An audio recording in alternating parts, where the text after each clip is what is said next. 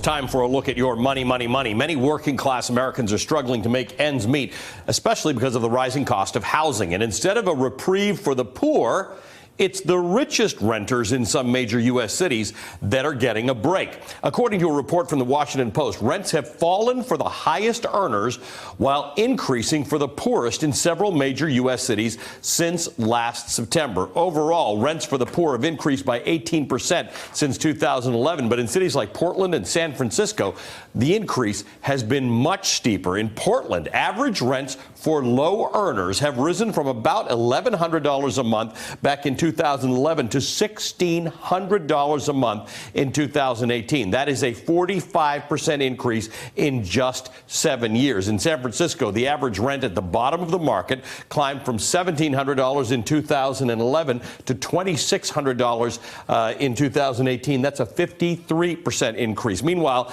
rents for luxury high-end rentals are decreasing thanks to a glut of new developments. These developments sprung up after the Great Recession to handle an influx of workers who are moving to areas of concentrated economic recovery. The rising cost of housing is compounded by stagnant wages for working class Americans.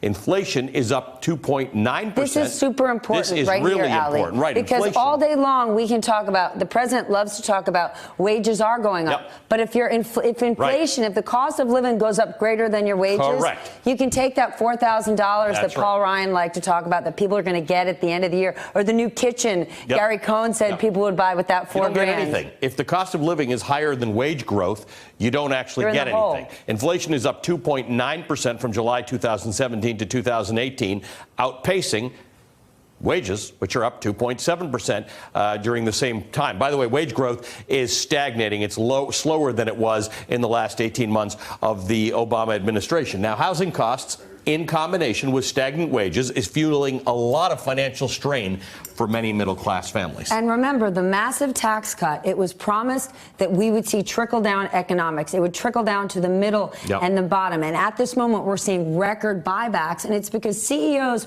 respond to pressure. There is still not enough pressure from the labor force that Right. they'll be able to demand more. And while they can't, and their cost of living goes up, Right. this income inequality divide that we're living with is only widening. Hey, MSNBC fans, thanks for checking out our YouTube channel. Subscribe by clicking on that button down there and click on any of the videos here to watch the latest interviews and highlights. You can get more MSNBC for free every day with our newsletters. Just visit msnbc.com/newsletters to sign up now.